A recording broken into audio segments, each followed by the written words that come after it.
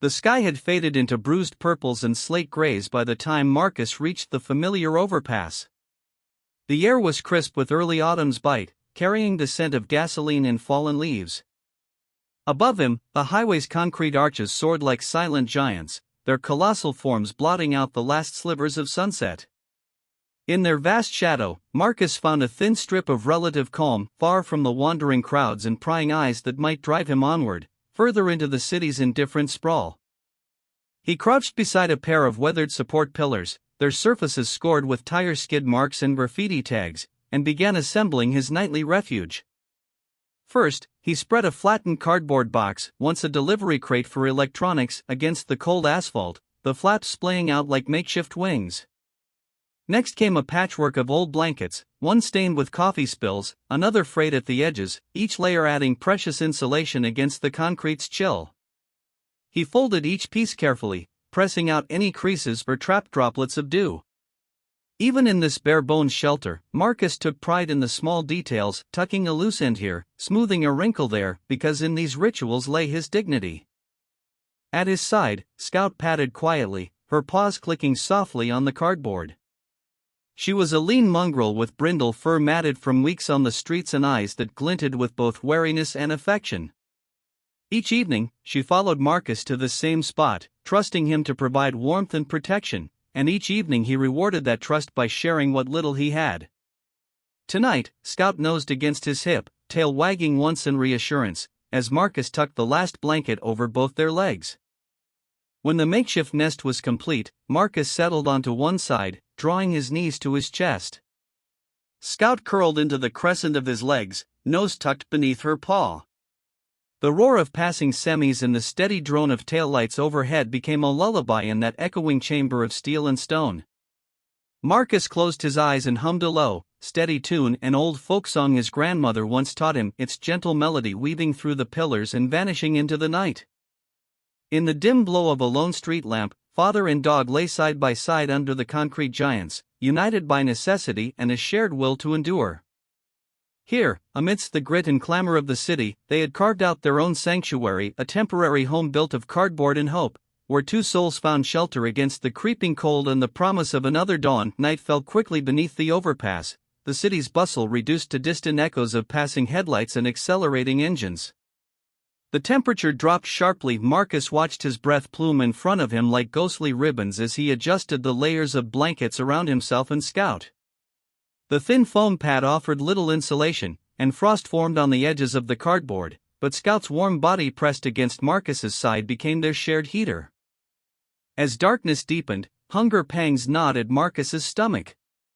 He reached into the fraying pocket of his coat and produced 2-day-old dinner rolls, torn and flattened from weeks of rough handling. He broke one in half and crumbled it into Scout's bowl, a battered tin can he'd scavenged months ago. Scout lapped at the crumbs gratefully, her tail thumping softly against the cardboard. Marcus bit into the other half, savoring its stale sweetness, and forced down the last mouthful. They ate in companionable silence, the simple act of sharing food knitting them closer. The roar of traffic above had a hypnotic quality, punctuated by the occasional blast of a truck horn that rattled the concrete beams. Scout's ears flicked at each sudden sound. She rose and padded to the edge of their shelter to peer out into the indigo shadows. Marcus hummed a low tune to calm her, an old lullaby from his childhood, and Scout returned to his side, pressing her nose into his chest with a soft whine. In response, Marcus laid his cheek against her fur and whispered, "It's okay, girl. I've got you." Hours stretched into an uneasy truce with the cold. Every few minutes, Marcus would slip a bare hand beneath the blanket to press against Scout's flank, measuring her warmth and ensuring her steady breathing. When jackhammer drills from a nearby construction site rattled the overpass, Scout shuddered. Marcus wrapped an arm around her and rocked gently until she settled. In turn, Scout nudged him awake whenever his own teeth began to chatter, reminding him to shift position or fold an extra layer of blanket over their legs. Their survival depended on these small acts of vigilance and care. When a stray cat, and later, curious rats, slipped into the edges of their shelter seeking scraps, Marcus chased them away with soft shouts, while Scout stood guard, teeth bared but gentle in her protection. One particularly bold rat darted across Scout's paw, causing her to yelp. Marcus soothed her trembling form with gentle pats until she regained her composure. Each night, their mutual guardianship deepened. Scout learned which noises warranted watchfulness and which could be ignored, and Marcus learned to trust her instincts. As dawn's first pale light filtered through the gaps in the concrete, Marcus hummed his lullaby one final time, and Scout's eyes fluttered closed in peaceful sleep. They had endured another night, another test of their resilience, and in the frigid darkness, their hearts had grown warmer, bound by the unspoken understanding that neither would face the cold alone. The first faint light of morning bled through cracks in the concrete, casting long, pale stripes across Marcus's makeshift nest. He awoke to an unsettling silence. Scout, usually restless at first light, lay perfectly still, her flank rising and falling in a slow, shallow rhythm. Marcus propped himself up on an elbow, heart pounding. The chill in the air felt sharper than before, as if the dawn had brought a sharper edge to the cold. He reached out to touch Scout's muzzle. Her fur was damp and unnaturally cool beneath his trembling fingers. "Scout," he whispered, voice thick with dread. No response, only the faintest tremor in her limbs. Marcus's breath caught in his throat as he slid closer, pressing his ear to her side. Her chest moved with effort, each breath a rasping whisper. His stomach clenched. She was burning with fever, and the night's cold had turned from enemy to potential killer. Adrenaline flooded him awake. Marcus gathered Scout into his arms, her head lolling against his shoulder, eyes half closed and glazed. He wrapped the thin foam pad and blankets tighter around them both, cocooning her small body against the early morning wind. "Hang on, Scout," he murmured, pressing his chest against hers, sharing what little warmth his own body could generate. "We're getting help." But the city beyond the overpass was no friend to the weak. Marcus lifted Scout and stumbled into the gray dawn, each step a battle against numb legs and pounding heart. His vision swam as he navigated familiar streets, the scent of garbage and metal mingling with Scout's fevered hair. He forced himself onward, whispering directions to a tiny clinic he'd heard mentioned by a park vendor, 14 blocks east, past the empty lot and the shuttered deli. Every block felt miles long. Cars passed without notice, headlights catching the sheen of frost on Scout's fur. Her breathing grew more ragged, and she whimpered once, nuzzling Marcus's neck in a plea he could barely answer. He bit back tears, tightening his grip. "Just a bit further," he gasped, voice raw. "I promise." At last, the clinic's green cross flickered across the corner window. Marcus hesitated only a heartbeat before pounding on the frosted glass. A startled nurse cracked a door, her eyes widening at the sight of the frail dog in his arms. Without a word, she ushered them inside to a narrow hallway lit by antiseptic fluorescence. Marcus laid Scout on an examination table, his hands brushing her matted fur away from the feverish glow of her skin. She trembled violently, and he pressed a gentle kiss to her forehead. A veterinarian hurried in, stethoscope in hand, and began gently examining Scout's temperature and pulse. Marcus stood back, chest heaving, tears finally slipping free.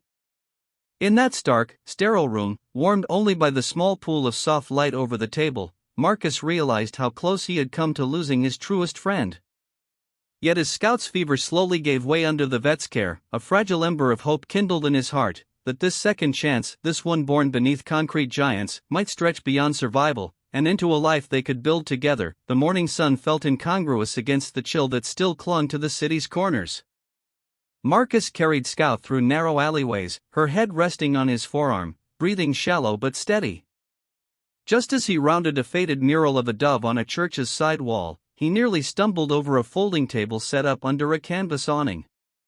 A young woman knelt beside it, arranging steaming mugs of coffee and stacks of clean fleece blankets. "Hey there," she called, her voice warm against the morning air. "You look like you could use a blanket and some company." She rose, slipping one of the soft covers into Marcus's outstretched hands, then lifted Scout into her arms. The snug weight of the dog against the woman's chest seemed to reassure Scout enough that she stopped trembling. "My name's Elena," the volunteer said, brushing stray hairs from her forehead. In her other hand she held a sturdy canvas tote stamped with a paw print logo. "Come with me, I know a place that can help both of you." Without waiting for a reply, Elena led them through a short courtyard behind the church, where folding chairs in chalk-drawn hopscotch squares spoke of daytime youth programs. Now, in the soft glow of the midday sun, the courtyard was deserted except for rustling leaves and the distant hum of traffic. Elena opened a side door marked Hope Haven Respite Center and ushered Marcus and Scout into a narrow vestibule. Inside, heated air wrapped around them like a blanket itself. The reception area smelled of pine cleaner and fresh laundry.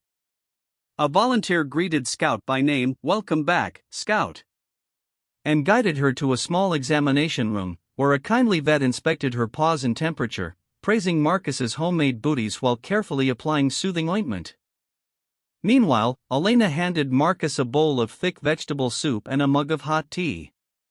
He sank into a cushioned chair in the community lounge, staring at the steam curling above the soup's surface. Nearby, framed photographs of rescued animals lined the walls, each caption telling a story of survival. One image showed a scruffy terrier peering out from behind a fence with hopeful eyes. Marcus felt a tight knot of recognition in his chest. As he ate, Elena returned with a clipboard.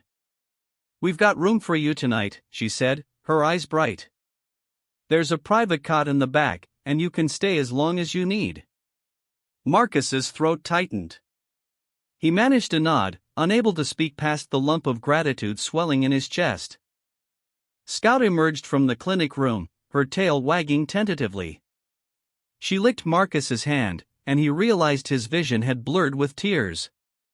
In the calm hum of the respite center, voices exchanging friendly greetings, the soft clink of soup bowls, Scout's gentle panting, they found, at last, a place where survival became more than endurance.